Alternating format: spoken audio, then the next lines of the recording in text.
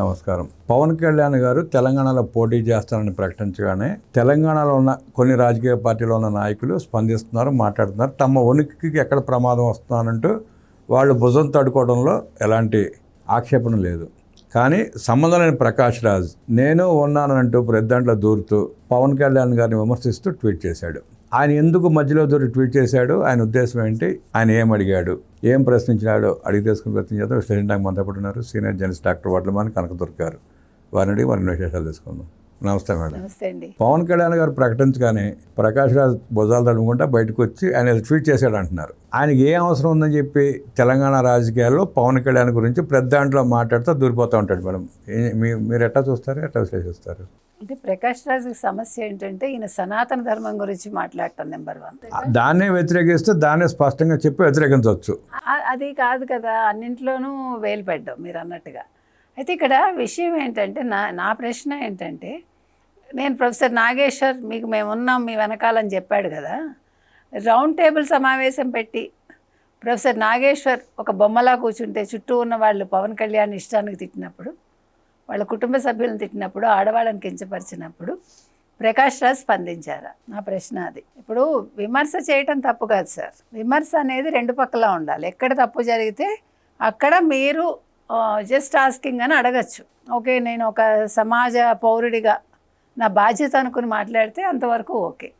కానీ అక్కడ నోరెత్తకుండా ఎవరు అదేదో వాళ్ళ హక్కు అన్నట్టు అంటే పవన్ కళ్యాణ్ తెలంగాణ వస్తానంటే తిట్టడం మీ అందరి హక్క. మీరు ఇందాక అన్నట్టుగా వాళ్ళు భుజాలు తడుకుంటే మనకేం ఆక్షేపణ లేదు, ఎందుకంటే మా ఉనికికి ఎక్కడ ప్రమాదం వస్తుందో అని. కానీ ఇక్కడ అసలు ప్రకాష్ రాజ్కి సంబంధం ఏమిటి? ఇప్పుడు మీ అయ్య జాగీరా అని అడిగారు పవన్. అవును, ఇది మా అయ్య జాగీరే అని వాళ్ళందరూ సమాధానం చెప్పారు. ఇది ఎవరి జాగీరు కాదు, తెలంగాణలో ఉన్న 4 కోట్ల మంది జాగీరు. 4 కోట్లే కాదు, ఇంకా ఎక్కువే ఉంటారు, ఎందుకంటే వచ్చిపోతూ ఉంటారు కదా చాలామంది. సో ఉన్న వాళ్ళందరికీ ఇక్కడ హక్కు ఉంటుంది. రెండోది, in what way Prakash Raj is concerned అంటే ప్రకాష్ రాజ్ జాగీరా ఇది? అట్లా ఫీల్ అయిపోతున్నాడు ఆయన. అట్లా ఫీల్ అవుతున్నాడా? ఆయన అనుమతి తీసుకోవాలా పవన్ కళ్యాణ్? ఇక్కడ పవన్ కళ్యాణ్కి ఇవాళ ఆస్తులు రాలేదు కదా, ఆస్తులు ఉన్నాయి, పార్టీ ఇక్కడ పెట్టారు ఆయన. మరి ఇప్పుడు ఎందుకు మాట్లాడుతున్నాడు ఈయన? Who is he? ఏమడుగుతున్నాడు? మీరు వస్తామంటే మేము వద్దంటామా? రండి దొరా. ఇంకేమన్నాడు? ఏంటి మీరు ఉత్తుత్తిగా వస్తున్నారా, కూటమిగా వస్తున్నారా, సింగిల్గా వస్తున్నారా? అది చెప్పి రండి అంటున్నాడు. అంటే నీకు చెప్పాలా? నువ్వెవడివి అసలు? Who are you? నువ్వు ఒక తెలంగాణ బిడ్డవా?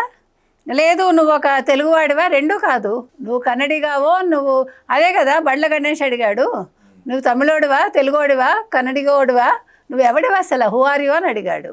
ఆయన బాగానే అడిగాడు, శుభ్రంగా అడిగాడు ఆయన. అసలు నువ్వెందుకు వస్తావు మధ్యలో అని. ఇప్పుడు నేను అడుగుతున్నది అదే సార్. ఇప్పుడు అసలు ప్రకాష్ రాజ్ కన్సర్న్ ఏంటి?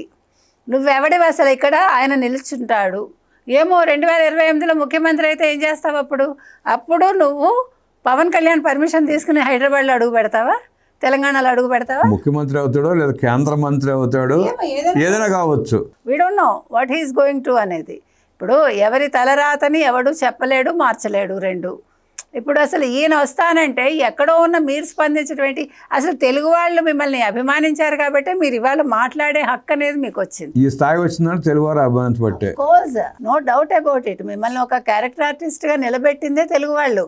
ఇక్కడ తెలంగాణ ఆంధ్ర భేదమే లేదు, తెలుగు వాళ్ళు అన్నాను. అందుకే వాళ్ళు నెత్తిన పెట్టుకుంటే ఎంతటి వాడైనా, ఎంత కింద ఉన్నవాడైనా పైకి వస్తాడు, అందులో సందేహం లేదు. మనం మొదటి నుంచి చూసినా ప్రకాష్ రాజ్ ఎప్పుడు కూడా పవన్ కళ్యాణ్ గారిని టార్గెట్ చేస్తూ ఉంటాడు, వ్యక్తిగత వైరుధ్యం ఉన్నట్టు. కాదు సార్, ఇదే పవన్ కళ్యాణ్ సపోర్ట్ తోటే కదా ఎన్నికల్లో నిల్చున్నాడు మొన్న, అంతకుముందు ఫిలిమే. మరి ఎందుకు నీకు అప్పుడు పవన్ కళ్యాణ్ పనికొచ్చాడు? అంటే నీకు సిగ్గులేదా? అంటే అన్నం తిన్న చెయ్యి నరకటం అంటే ఇదే కదా సార్, వెన్నుపోటే ఇది. కాబట్టి ఇవాళ ప్రకాష్ రాజ్కి బండ్ల గణేష్ బాగా కౌంటర్ ఇచ్చారండి. మనం కూడా అదే అడుగుతున్నాము, మీ పనేదో మీరు చేసుకోండి, మీరు అనవసరమైన విషయాల్లో తలదూర్చొద్దు. ఇవాళ కేటీఆర్ కూడా నిన్న స్పందించారు కదా, మా నాన్న కేసీఆర్ ఒక ఓజీ, మాకు ఇంకో ఓజీ అక్కర్లేదంటే, మీ నాన్న ఓజీ కాదు, ఐఎమ్ సారీ. అంటే మీకు అవసరం లేదే ఓజీ, ప్రజలకు కావాలిగా. అదే నేను చెప్తున్నా, మీ నాన్నగారు వద్దనుకున్నారు కాబట్టి ఫామ్ హౌస్కి పరిమితం చేశారు, కానీ జంజీ కిడ్స్కి కావాలేమో మీకు తెలియదు కదా, మీరు ఎట్లా డిసైడ్ చేస్తారు? అసలు మీరందరూ ఎందుకు భయపడుతున్నారు? ఫస్ట్ థింగ్, ఇప్పుడు మీరు ఆంధ్రాకి వచ్చారు, మేము కాదన్నామా?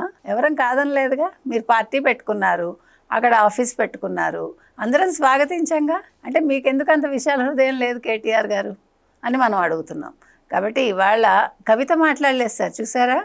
మొన్న పవన్ కళ్యాణ్ మాట్లాడాక ప్రొఫెసర్ నాగేశ్వరు పాజిటివ్గా మాట్లాడారు, అంతవరకు సబ్జెక్ట్ వరకే మాట్లాడారు. తర్వాత ఈ రౌండ్ టేబుల్లో మాట్లాడిన వాళ్ళు ఎవరు మాట్లాడినట్లేదు. అండ్ దెన్ అసలు కవిత నోరు విప్పలేదు ఇంతవరకు. కేటీఆర్ ఒక్కళ్ళే స్పందించారు. మరి ఏంటి అని మనకు తెలియదు. అంటే ఒక్కొక్క రోజు ఒకరు స్పందించి సైలెంట్ అయిపోతున్నారు అంటే ఇంకా తప్పదని మాట్లాడటం తప్ప. ప్రజలు రియాక్షన్ చూద్దాం అనుకుంటున్నారు, మాట్లాడుతున్నారు, ప్రజలతో తిట్టించుకుంటున్నారు, మానేస్తున్నారు, ఎవరికాడు సైలెంట్ అయిపోతున్నారు. ప్రజలు ఏం అబ్జెక్ట్ చేయరు సార్, తెలంగాణ ప్రజలు అట్లాంటివి ఆలోచించరు. మీరు ఒప్పుకోకపోయినా నిన్న కూడా ఎవరు అంటున్నారు కదా, నిన్న ఎందుకు పవన్ కళ్యాణ్ అన్నారు కదా, తెలంగాణ డ్రైవర్లకు నేను అన్నం పెట్టానని. సార్ మనందరం కూడా తెలంగాణ డ్రైవర్ని పెంచి పోషిస్తున్న వాళ్ళమే. వాళ్ళందరూ కూడా ఆంధ్ర వాళ్ళు వెళ్ళిపోవటం మాకు బాధాకరం అని ఈ రోజుకే అంటున్నారు. అది ఉన్న వాస్తవాలు. అది దాన్ని ఎవడాపుతాడు సార్? కడుపు నిండాలి సార్ ఫస్ట్, తర్వాతే కబుర్లైనా రాజకీయాలైనా.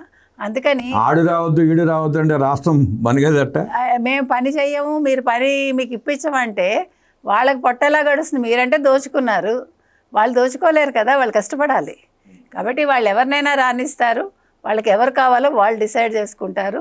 అందుకని ప్రకాష్ రాజు లాంటి వాళ్ళు నేనున్నాను అంటూ తగుదనమ్మా అని రావద్దని మనం చెప్తున్నాము.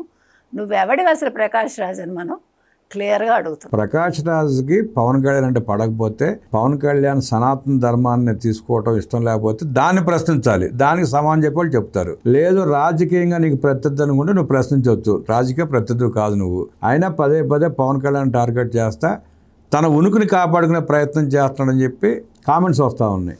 Correct sir. ఇప్పుడు నేనున్నాను అనడం అంటే ఏంటి?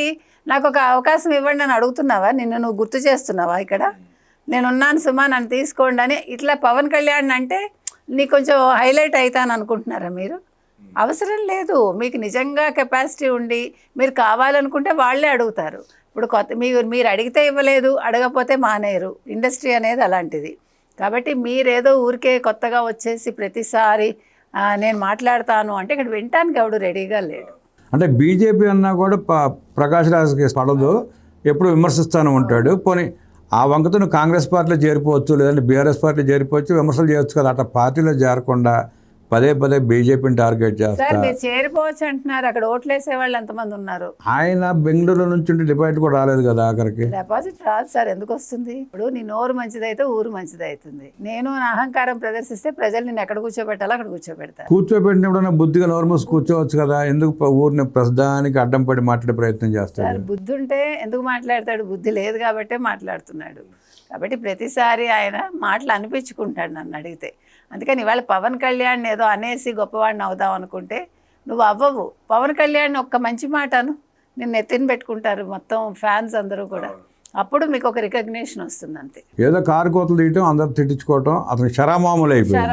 అదేదో గొప్ప అనుకుంటున్నాడు ఆయన. అది ఈగో వల్ల వచ్చిన ప్రాబ్లము. ప్లస్ నా అంతటి వాడు లేడు అనుకుంటున్నాడు.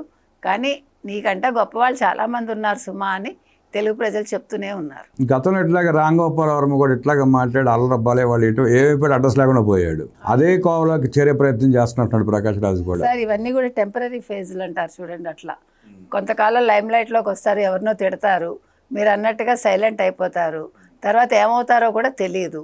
ఇప్పుడు ఈయన కూడా అలాగే అవుతాడు, రామ్ గోపాల్ వర్మ లాగానే మరో ప్రకాష్ రాజ్ అవుతారు. ప్రకాష్ రాజ్ ఇలాగ మాట్లాడుతూ ఉంటే రామ్ గోపాల్ వరకు మళ్ళీ అడ్రస్ లేకుండా పోతాడంటూ విశ్లేషించిన దుర్గా వర్లమాని గారికి ధన్యవాదాలు తెలియజేస్తూ నమస్కారం. నమస్తే సార్.